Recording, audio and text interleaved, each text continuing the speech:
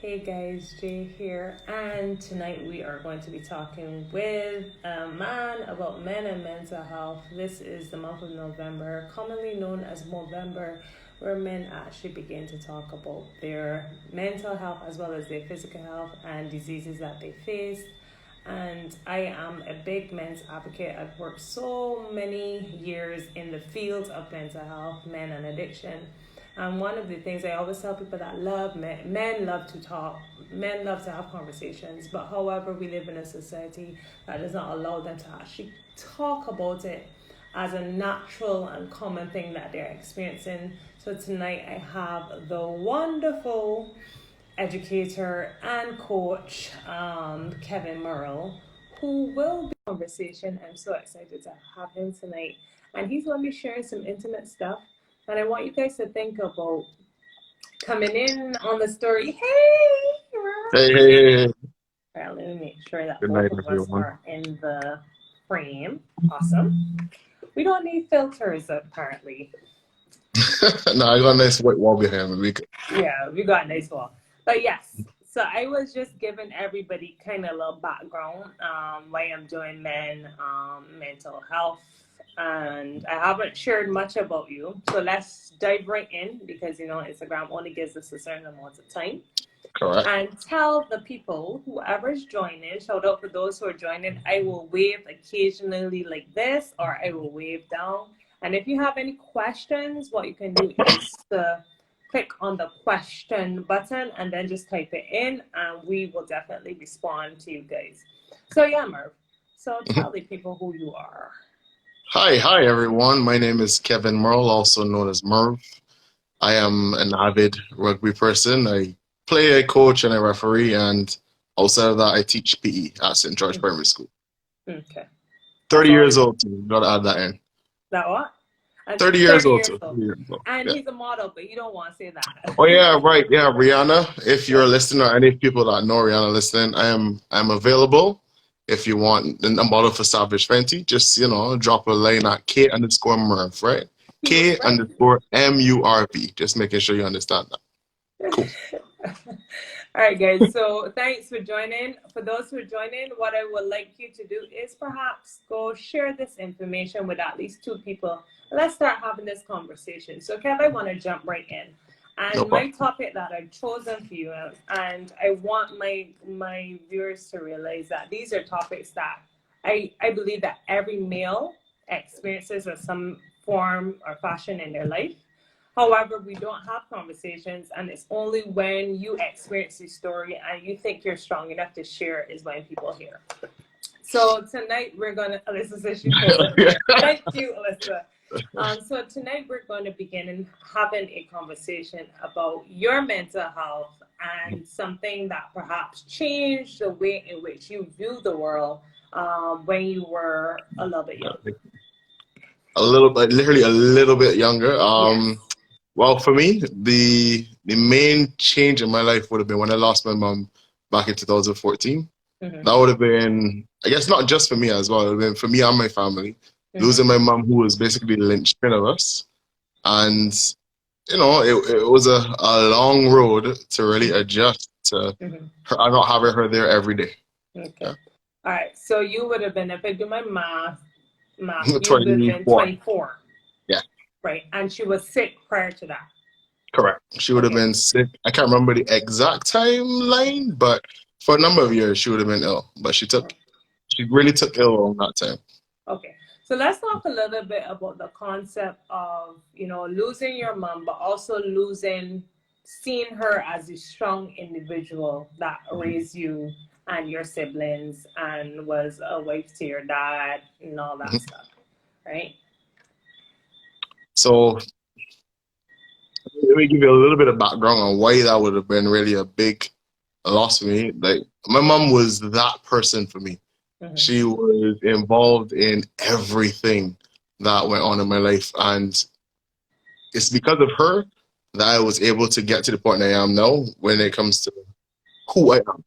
Mm-hmm. Because it insisted that I took part in a number of different activities. She made sure that it wasn't just going to school, coming home, watching TV. I learned the clarinet and eventually the cello, and now I'm trying to learn the guitar. Yeah, played Merv a will number be of coming sports soon. as well. Yeah, Merv's acoustic corner coming soon. Don't worry, people. I will let you know what's going on. And my concerts will not be expensive, I promise. Right. Um, Got some ones in the chat. yeah. But around that time, when my mom had already started to take ill, I had asked her because I obviously, you want to achieve things for yourself. And one of the things that was coming up for me was rugby and getting a lot further on in my playing ability. So we had qualified for the Commonwealth Games and we had an opportunity to travel to the UK for 2 months for a training camp before the actual competition. And I sat with my parents and I asked them, listen, this is a big thing for me. I really want to take this. And thankfully they were supportive and they pushed me forward towards it. But weeks before that trip, I fell, hurt my knee, and tore my meniscus. So I had to get surgery. And thankfully, again, my parents seeing that this was important, especially my mom, seeing that this was important to me, made sure that she made the surgery available for me. Right? Gone to the UK now, surrounded by my team of guys, cool fellas. But those of you who know me know that I prefer to have intellectual conversations with females more so than men. No offense to my guys, you know what I mean? But sometimes I prefer the conversation with a female than I would a male. Just put out there. And over there now, surrounded by all these guys, different atmosphere, trying to really figure out what I want to do when I'm there. Thinking about my mom, who I just left, who was ill, my dad, who was there having to take care of her by himself, basically. And about 3 weeks into that trip, this is recovering from my arthroscopy and also knowing what's going on. My dad and my sister had called me at night because my sister came back to Barbados just for vacation and just to check on my mom. And they said, honestly, Kevin, things are not looking good. They were saying, don't rush to come back, but I could not. I could not sit there over there for that time and not come back home to make sure that everything was okay with my mom. Because up until that point, I still thought everything would have gone smoothly and she would have still recovered and all that. So fast forward a little bit now. Get back to Barbados. Oh, no, before I even get there, I cried the entire trip home from the cab to the bus station, on the bus, on the plane. Oh, shoot. Hi, Dad. On the plane all the way home, getting home, I was just an emotional wreck because I did not know what to do. I did not know how to cope with it. I didn't know what to say. I didn't know what to do. It was just a matter of trying to figure things out on the trot, really. So let's pause there for a minute. And you finding out that information, did you feel at any time pressure to show a face, to show a front? Or at that time, it was just natural for you to release and to shed your tears and question what was going on? For me, I guess around the guys initially, because I didn't want everybody to know what was going on. Around the guys initially, I did put up a bit of a face, but after a while and talking to some of them, I was like, honestly, I can't. This is something I have to deal with. So me, don't judge me. I don't care. I'm going to deal with it. And because we have become together as such a strong team, the support from them, the guys really did make a difference. And I gave some jokes about them when we a little further down in the story, but coming home and everything, it was my life got flipped basically. Because I had this road ahead of me that I planned on taking and everything I planned on doing. And then boom, everything just gets uprooted one time. But, go ahead. So yeah, I kind of interrupt you, and I kind of do this from time to time because I want to show markers for people in that, in telling the story, the fact that, you did share and you did feel. And when you did share and you did feel, you got support. Apart from this time when you thought initially, well, I can't say anything. But then at any point, did you think, well, man, no, I can play, I can toughen up and go on this field and do what I got to do and then come home and deal with what I need to deal with? Pretty much. thinking about going to every single practice session, doing everything I had to do, and just unable to focus really, but still trying to push through it. Yeah. And I think that's the point that I want the listeners to understand as well too, that with men, when men are experiencing some level of grief or loss, they're not robust. You know, they just can't suck it up. And I would say any human being, but we're having a conversation about you as a male. Yeah. But you just couldn't suck it up and perform, right? Yeah. Because you are emotionally connected to your mother and to your family and all the other things that are happening. And I think in the society, we always think that men can bear so much, right? And when we don't give men permission to feel, right, this is where this is where problems really start happening. This is where I would tell people that this is where alcohol use may come in, drug use may come in, even severe mental illness or inability to focus on a larger scale can actually come in. So that's why I want you guys, as you hear these gentlemen talking about their experiences, understand the ways in which they've actually processed the information. So you're now home off the plane, you're still in your early 20s. What's happening in relation to what's happening in relation to you just processing the information with your family? Going back home, on the ride home, it was just talking to my sister, trying to catch up a little bit and get an idea of what was going on. But even at that time, everything was still, I would say, 70% good. So it was never that expectation that our mom was going to pass away. And, you know, you get back home, and then the most jarring part was the image I had of her when I left, and seeing in front of me then, like, that broke me. You know, honestly, I remember getting back, seeing her, talking with her, hanging out for a little bit, and just going to my room, not crying, because it was, I'll get to that too, not crying, but just shut off in disbelief at what's going on. And inside being thankful that I made the choice to come home and did not fight to do all the different things, that the more important thing did come forward in my head and say, I need to come home. You know, I can't remember, I think it was probably like 2 weeks or so up until my mom passed away. And I do remember when a doctor came over and they had ran some tests and they said things aren't really looking good. And there's something we can try. We can try to do a blood transfusion to see if that helps. And I'll backtrack for a second to come forward.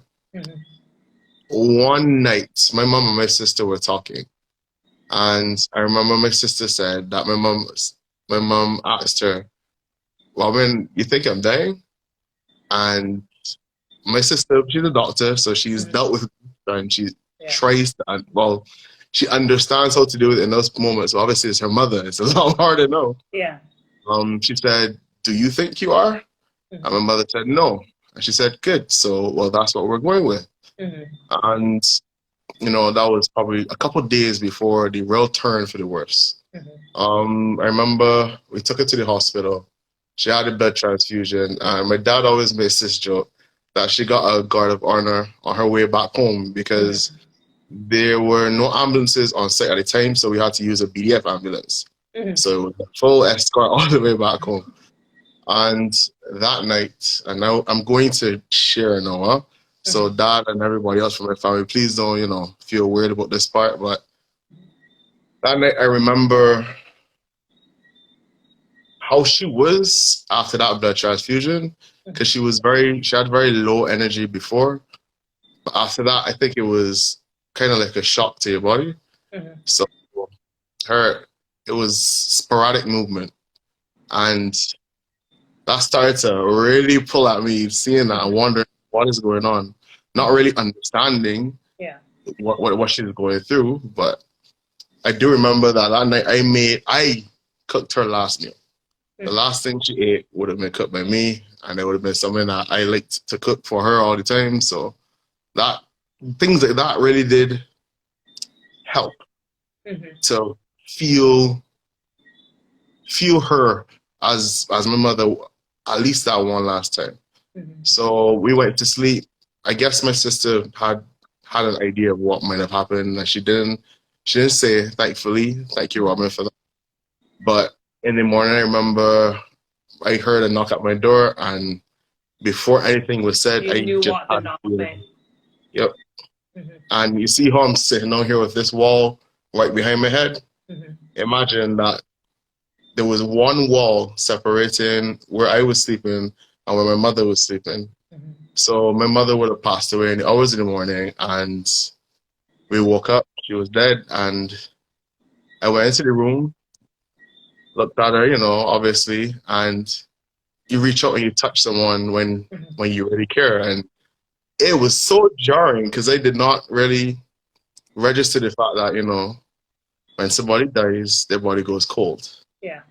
And to this day, I can still feel that feeling in my hand, and it's a little jarring, huh? Yeah. I'm laughing now, but this is nervous-ish kind of laughter. Yeah. I'm 6 years on in this, and I'm able to talk about it, but it's still hard. Yeah, and it's something you carry on a day-to-day basis without other people knowing that this is what you carry, and then other people having the expectation for you to be Murph. Yeah, all the time. Like you still got things to do, that kind of stuff. But my thing about with men and mental health is because we're not in the habit of thinking that when people have experienced losses at the magnitude that you have, because they tell people we experience loss in intensities. So you were close with your mother. Other people might not be close with their mother, so the loss is not as intense as yours was. Yeah. But you still carry the intensity of the loss in everything that you do. Mm-hmm. And so then we make statements for men, well, he's a big man. And for those who don't know, if Merv was to stand up, Merv is about 6 foot. He's a big man, 6'4". Yeah, 6'4", about 277 pounds. 77 pounds, and I suspect you wasn't a small person at 24 either, right? So when they see you, they think so many different things. They think strength and powerful, and however, they don't think about the magnitude of your loss and how that actually plays a part in your day-to-day experience as a coach, as an educator, as a rugby enthusiast, advocate, and everything associated with that. So let's fast forward a little bit. And obviously losing your mom at 24 meant that was a fundamental age in development for you. Definitely. Right? Crash course in life.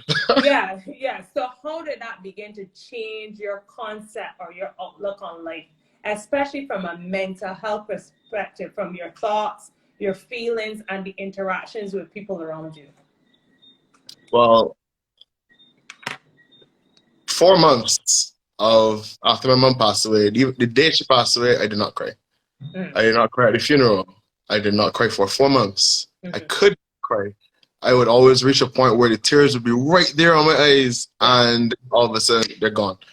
And I think that was like a bit of a defensive mechanism for myself, because I didn't want people to be coddling me at that time. I wanted some space to deal with it and let me come to you to talk about it, instead of you every time you see me asking me the same question. So you can go ahead and tell them the questions that irritated you when you were trying to process your loss. How you doing, boy? My sympathy. Honestly, I appreciate everybody that says my condolences, my sympathies. But after a while, we don't want your condolences or sympathy. We want to be normal. We want to return to some kind of normalcy and let us come forward and have that conversation with you, because you're forcing me to constantly focus on this thing that is really mind altering. And if I don't have that close of a relationship to you, I'm sorry, I'm not going to just straight after my mom passes away have a conversation with you. The people that I know I want to have a conversation with and people that I trust to have that conversation with. But being vulnerable to every single person at that point, that was not happening at all. And I want to pause a little bit and make a comment about that because I think you know how I feel about my condolences. I had a situation the other day and I told somebody something about my husband passing, and I was like, "Oh Lord, my condolences." Listen to me, that's 5 minutes ago. Like then else we could say about it. Yeah, Um, man.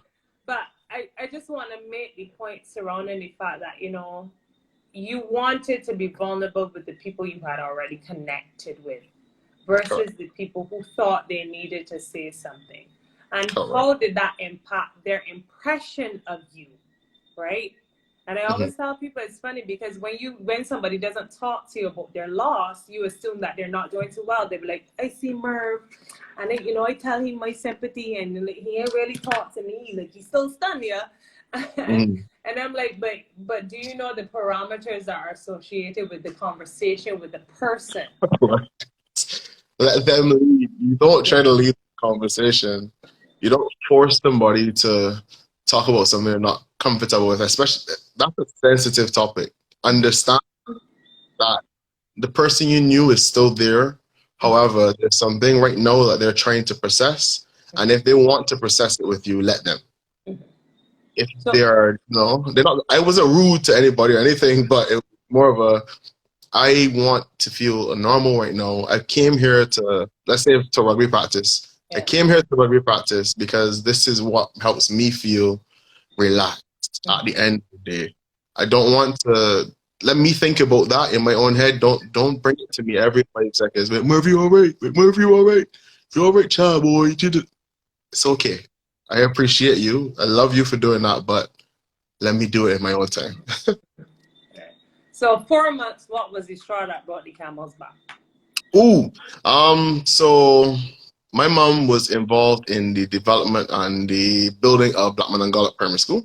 Mm. So after she passed, the contractors for the project and ministry officials wanted to do a memorial to her there. So at Blackman and Gullop, on the outside of the school, there's a shade tree planted and a rock with a plaque saying in memory of Annette Morrow. Mm. And the day that broke me was that day when they were unveiling the plaque. And I remember, like, my brother, my sister, my father, they had all cried, and they had all reached a point where they were still emotional, but I don't think they ever realized. I don't think they realized until after that day when I told them this is the first time I've actually cried that I had not cried. I had not shed a tear, and I remember even before the ceremony started, could not stop tears were coming to my eyes. Mm-hmm. I had to walk out from under that tent about over 20 times just to catch myself, do some breathing so I could sit down and not have pictures of me crying Yeah. for this occasion. Mm-hmm. And ooh, the floodgates opened at that point, though. Yeah. Mm-hmm. Yeah. It was something that made me do a lot of reflection on the day. And it was, I guess it was a relaxing occasion. Time had passed and I hadn't really processed what was going on as much as I needed to, and that was somehow the thing that made me really sit with it. Mm-hmm. Yeah. All right. So after sitting with it, processing it, not at the expense of other people, but with you being, I would say, in somewhat full control, how did your life start to change? How was your health impacted? You Ooh, know? I I was on a high before that, and then after that, everything just seemed real difficult. Yeah. I made a decision that I needed to go and move out and get my own space, change my surroundings, force myself to have to grow at that point in time because I had reached a point, I guess I call it stagnation. Mm-hmm. So I change, if I feel stagnant, I change things. Mm-hmm. So I moved out, still here 6 years later. Mm-hmm. And I will say that physically, I stopped wanting to be involved as much. Yeah. I for a very long time. I would say up until this year, really. Like I tried to stay active in rugby, but I was not the person that I used to be. I mean, I can still play, but the desire that I had before my mom passed and the desire that I had after, completely different. So let's pause a little bit and talk about that, because you are an educator, you are a coach, and often we don't recognize how much something like grief impacts the athlete and the athlete's ability, the athlete's inspiration, the athlete's motivation to do things. And as coaches, people will make statements, "Were you being lazy?" or "That's 2 years ago. Now it's time to, for you to get on with the program." Let's talk a little bit about how that can actually be very detrimental to a Right. male who's experiencing the type of loss that you've experienced, or any other type of loss that, really puts them in a position where they don't feel or don't have the inspiration or motivation anymore.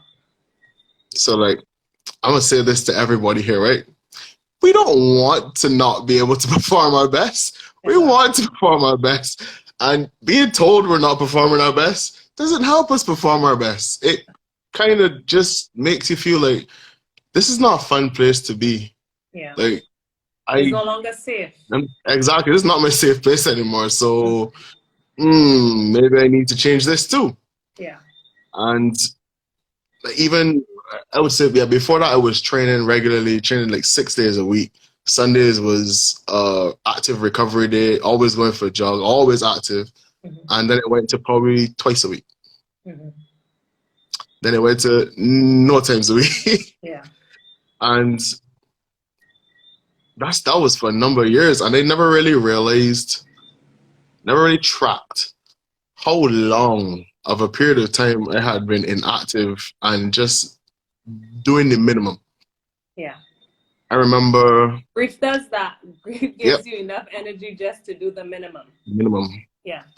And I remember. Brush your teeth. Truth. There were days I just lay down there like, all right, for right now, everything else can really suck out. Excuse my language. Yeah. Everything else can really fall to the wayside. And I will do what I have to do. I'll do what I can do. Thankfully, my family was understanding, and we all did understand. We had to process it together, and we had to stay together to deal with that. But after my mom passed, I had made a decision to do my diploma in education. For those of you who don't know, that's the qualification that teachers need to make sure they're qualified to teach. And that was a stressful year of my life. Very stressful year. Thankfully, I gotta give a shout out to Asha. Thankfully, Asha was there with me going through that, and thank God for some patience, because I don't think I was a very good person around that time. I was dealing with my mom. How much time after your mom had passed did you do that DPED? 2016, so 2 years after my mom passed. Yeah. Right, no, a year, because I started in 2015, 15 into 16. So a year after my mom passed, I started that diploma. I did it because I know it's something that she would have wanted me to do. Yeah.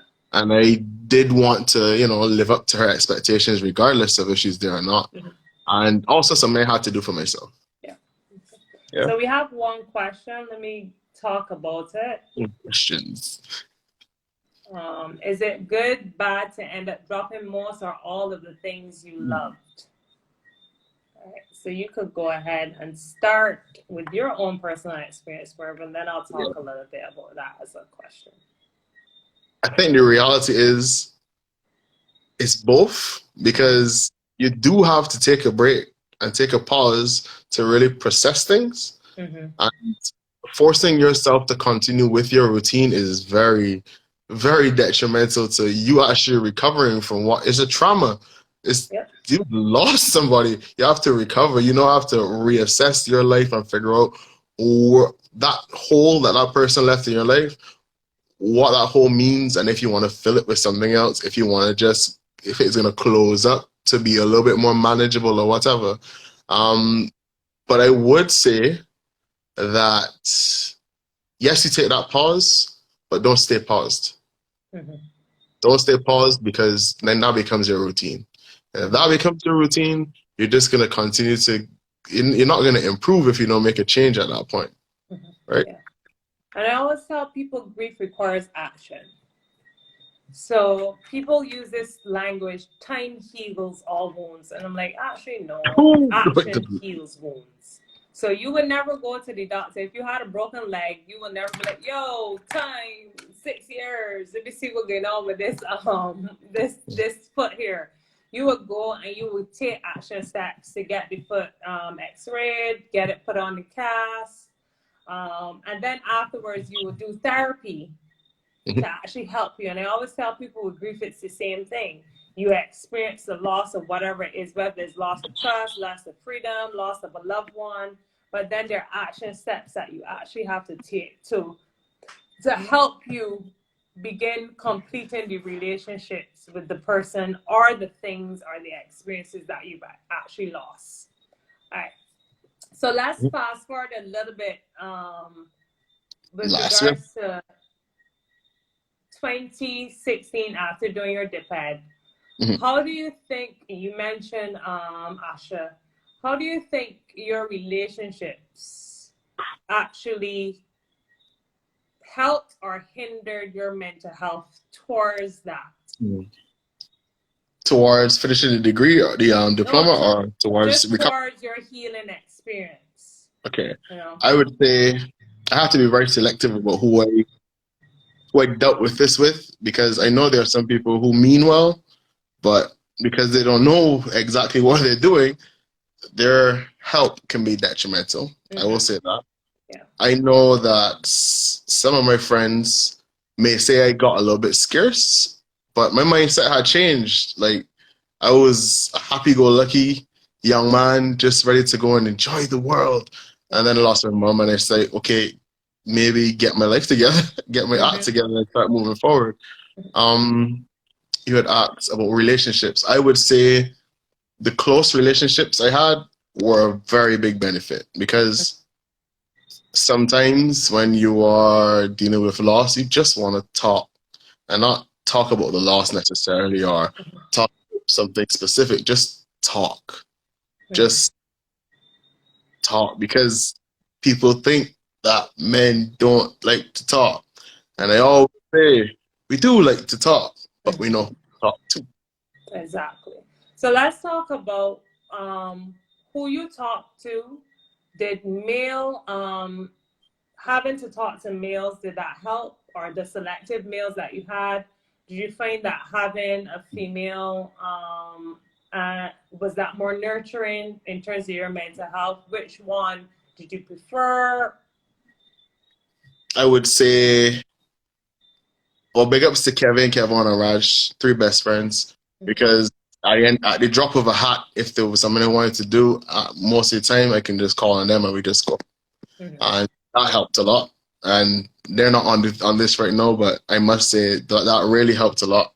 And also with regard to Asha, being able to talk to Asha at any point in time about it, and her understanding that, yeah, Kevin's gonna cry. Okay, that doesn't make Kevin any different, but it is something that, is normal. It's not strange, it's not out of the ordinary in that situation.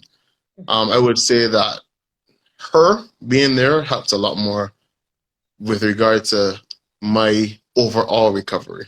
All right. So what do you see yourself now in terms of future in your mental health? Losing your mom is part of your story. Yep. And I always tell people, we forget that people's losses travel with their experiences.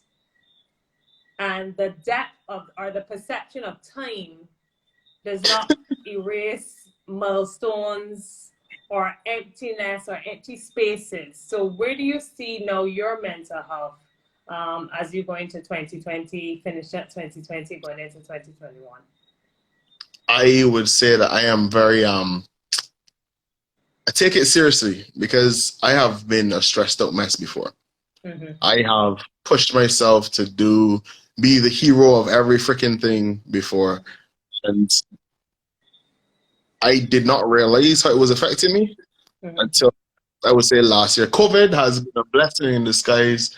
I know some people are going to hate me for saying that, but having to stop and having no choice but to stop helped me. And I think there were a lot of things I did not process before, because I kept making myself busy, that at that point in time when I literally had no choice but to sit and sit with every single thing and process every single thing because I said I live alone.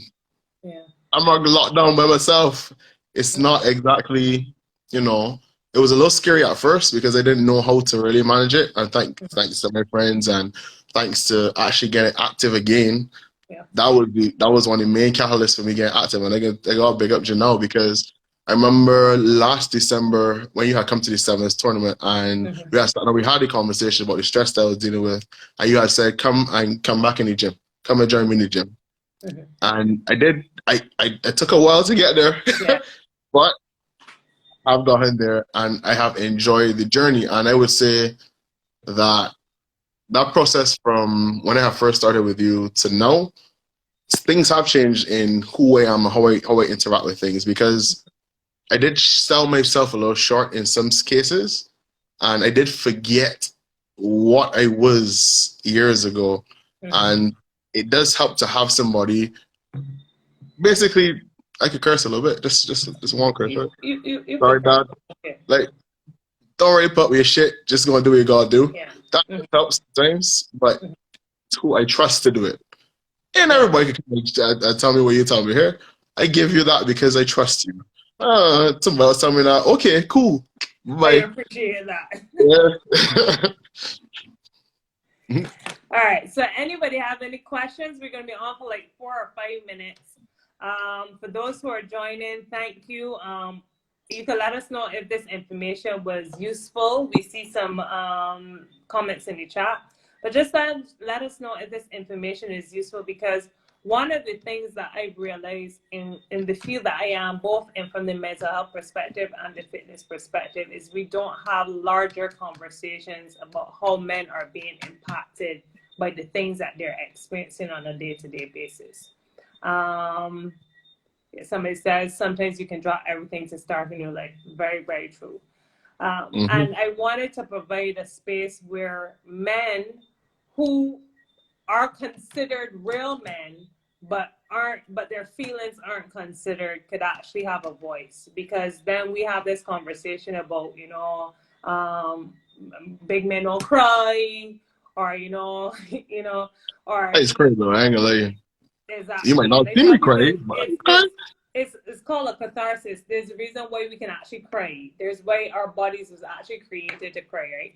But I wanted to provide an opportunity and space for guys as well as women, because I think it's also important for women to understand that men have feelings and emotions too. And from a cultural perspective, we're not taught that. We're taught that the man will be the person who will stand up for you when something's going on with you, but we're not necessarily thinking about them when something's going on with them. So I answered 2 questions.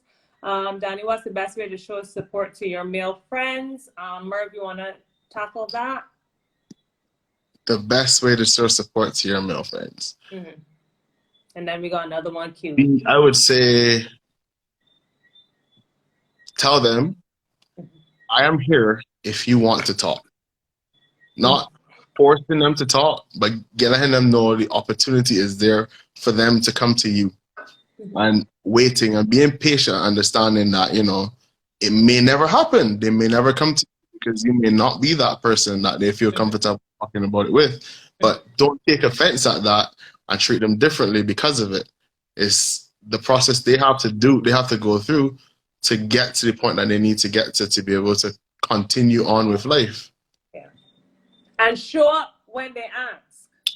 Don't ever miss it, because you can never get that call again. When you see that call at 2:30, or you see that call at 4 o'clock, that's like, I would tell people my experience with loss. Hey, this is a woman at 3 o'clock, I message you. You up? Because that's when your brother here said this is an informative accident. Very proud of you, little brother. I'm assuming you're bigger than him, but bigger than most people in my family. Right. But that's when you need to show up, right? Definitely that's when you need to show up. When people, because we don't do it at 8 o'clock in the morning. Nope. It's when it's in the silent. middle of the night. You wake up in the middle of the night in that silence. There's no no more distractions, and you really do have to sit and try to process it, right? Call me. That's a. Wait. Pause. Call me. We want to answer that one. But let's go ahead and take this first question. Thanks, Shannon. This is a much needed conversation. My time. So use the question part, guys. Right? Okay. So how do you get out of the pause? How do you get out of bed? How do you deal with the anxiety and loss? And Merv, you can tackle that one. That is a tough question, and I will say. And if you're still trying to get out of pause, I can then help you. Yeah. In order to get out of the pause, you have to understand where you paused. You have to sit with the issue. And I know I'm saying not sit with it all the time, but you have to sit with what it was that got you to that point. Understand, one, forgive yourself for being weak, because you're only human. You have to deal with things. You have to understand that there is a process that the body goes through and the brain goes through to process things. Yeah. And the trauma of a loss is a big one. Yeah. But huge. Sit with it.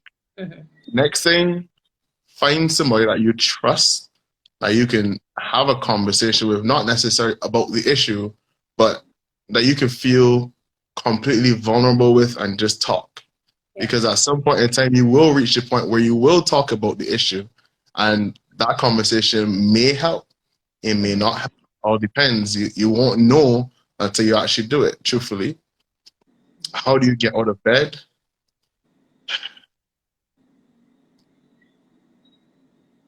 I honestly don't even know how to answer that one. Like, I would say, how did you get out of bed? I'm here trying to remember. I had no choice. First 4 months, I was trying to be the strong one, trying to be there for everybody. So I had no choice but to get out of bed. My ass had to get up because I was needed. And after that, then it was hard to go to bed. What kept me going? Understanding that my mother would not have wanted me to just sit there and do nothing. She would have wanted me to continue, because at the end of the day, she showed me throughout her entire life that it made sense, Kevin, to do things, not to just rest on your laurels. Yeah. Go and learn to play new. Go and learn how to play clarinet. Go and learn how to play cello. Go. What? You want to play hockey? Go ahead. You want to play tennis? Go ahead. You want to swim? All right. You want to play rugby? Fine, if you want to. So for me, the getting out of bed was understanding, yes, right now I'm going through something. Right now this is going to be hard. Right now, anything could set me off and make me either cry, get angry, or just stop talking. But understanding that is okay. Yeah. There's nothing wrong with that.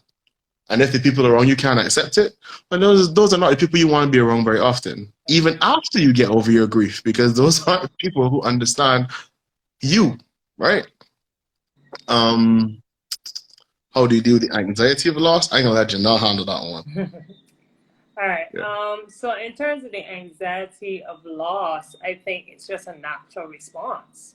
If your body is not accustomed to losing at that level, you just have to allow it to feel. And I think that was akin to the 4 months when you saw the plaque and you knew that this is what it was. Your body was like, big man, here it comes. Here's the yeah, it's no.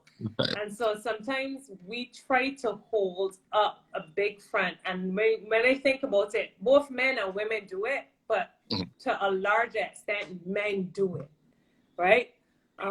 Where they don't want to show any type of anxiety or any type of fear, but really and truly underneath every behavior that you do, that's what you're experiencing.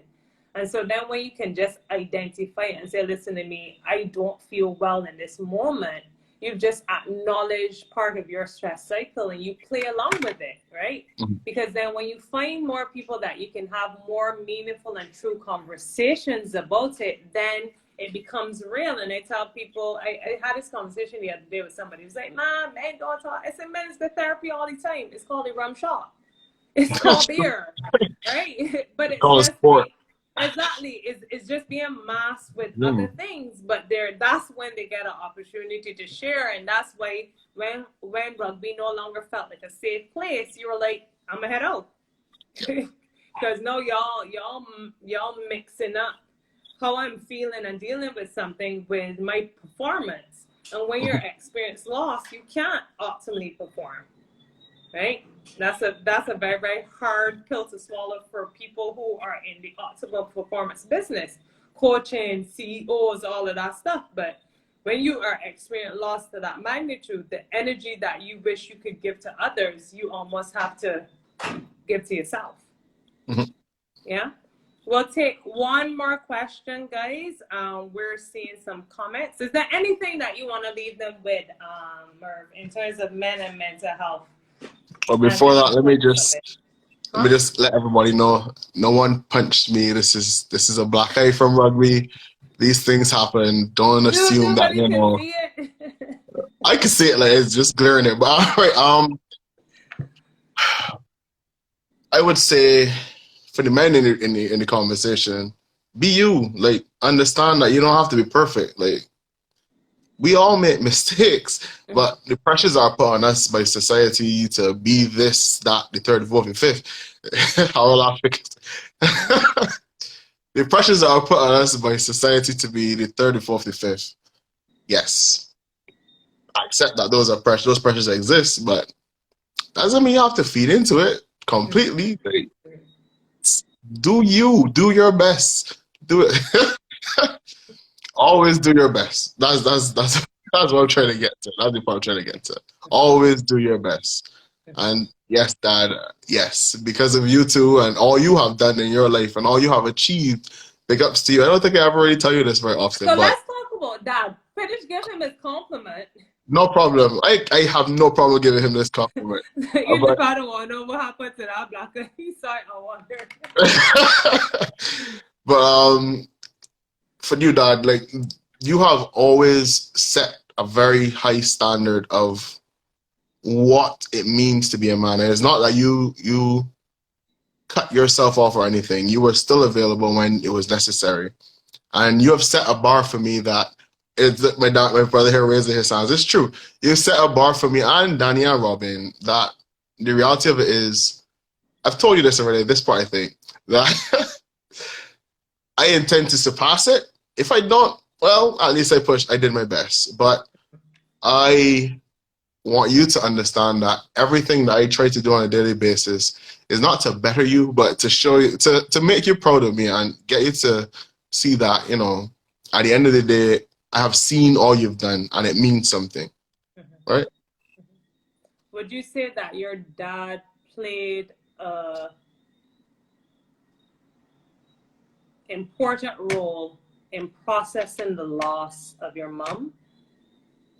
I would say seeing my dad that vulnerable and just seeing the man that had been this absolute strong wall at that point in time, was a bit jarring, but the fact that yes, he did have those moments of weakness and still kept going forward and doing what he had to do. Frame your language. He had those moments of openness and Fine, those vulnerability. moments of openness, fine. Those moments of openness and vulnerability.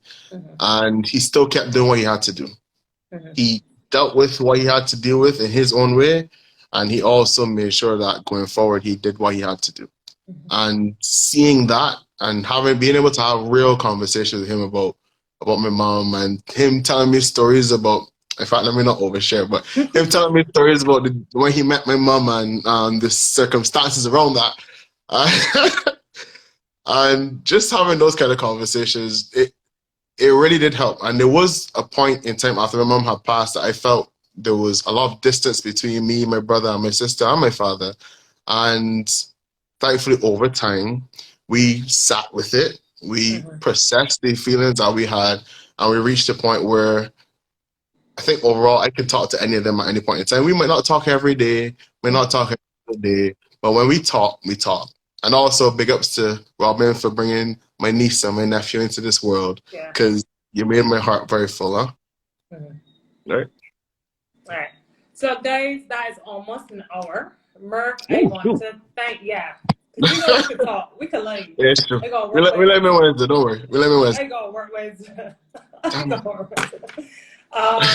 But yeah, but I just want to thank you for kind of being part of my journey and understand my vision. People who know me know that I don't have much conversation when I have my vision. It's like, all right, yeah, we doing this at this time. Share part Real immediately with the story. law. Real story. I messaged Murph at about 7:15 and it's like, yo, so we doing this 8:30. Cool. Yep. That literally was the conversation. And the conversation was like, all right, yeah, I want you to talk about grief. That was it.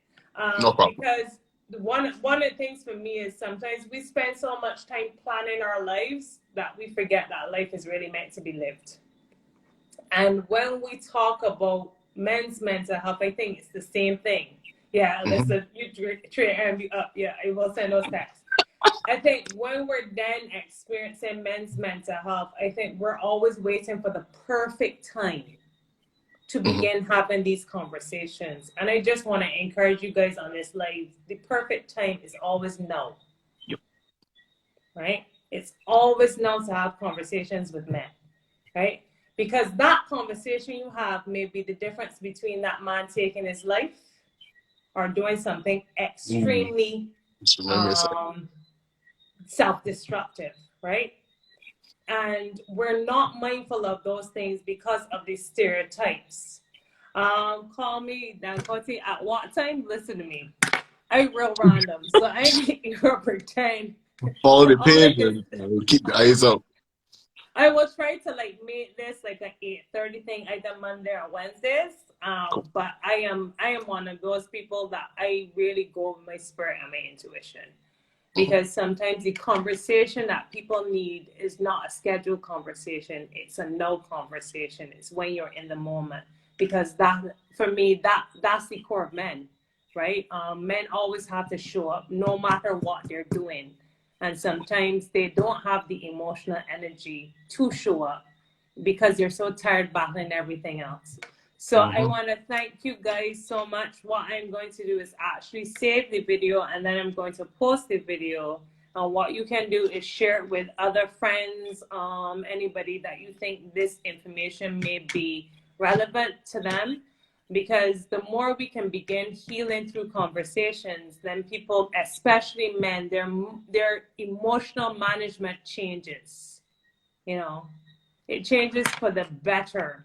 And it doesn't always have to be at the therapeutic level where people are coming into an office space with me. Yes, that's fine. But I think sometimes if we learn in different ways to begin having conversations and understand that this conversation just moves you a little bit closer to understanding the humanity of somebody, that it becomes an asset for our society in a large, because men play a very big and pivotal role in the mental health of the world. Women play a big role too, but men also play a very, very big role. So thank you guys so much. Thanks a lot. Thank you. It was not in time, but I really enjoyed it. Thanks for coming. Chris says this is very timely. Shout out to RJ Brown Jav. He is from Jamaica. I'm assuming he's some kind of rugby guy. I met him in Greece, going on something for the Barbados Olympics. Yeah. Cool. All right, so thanks, guys. Good job. Need more? Yes, we will be doing. Remember, I think I got like 5 more topics. The next topic I'm actually going to be doing is men and abusive relationships and women who stalk men. So yes, I will be talking to a gentleman who actually experienced being stalked. And I think that is something you guys really need to tune into, because we don't pay attention to how women actually, when they do that, how it actually compromises the well-being and the mental state of a man, having to look over his shoulder and all of that stuff all the time. All right, so thank you guys so much, Merv. No problem. 7 o'clock tomorrow morning. Yep. I know. And I got run. Yes, and you have to run. RJ Brown said, please get a woman to speak. No, it's a man. No, we're not going to do it from the female perspective of why she stalks. We're not going to do that. We're all going to talk about how, men end up in some relationships that they need to learn to say no very, very quickly. Mm-hmm. Or it could get really ugly. So thanks, guys, so much. Bye, everybody. Thanks for coming. And we'll save it, and you guys can share if there are other people, or share a little bit about the conversation and how it moved you, so people already know, that there is something out there where men can actually talk about their mental health and their management of it. So bye, guys. Bye-bye. Bye, Murph. Tomorrow.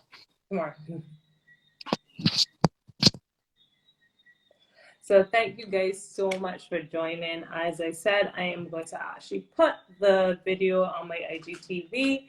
If you have any questions, you can always slide into my DMs. I do not mind you sliding into my DMs. I think it's very important that we begin to share and talk openly about these things, especially for men. I'm a mother of a 12-year-old, and I am a mother of so many other guys around there that I'm very, very passionate about making sure that they have great mental health as they grow up, so they can become great leaders and great partners in this thing we call life. Yeah.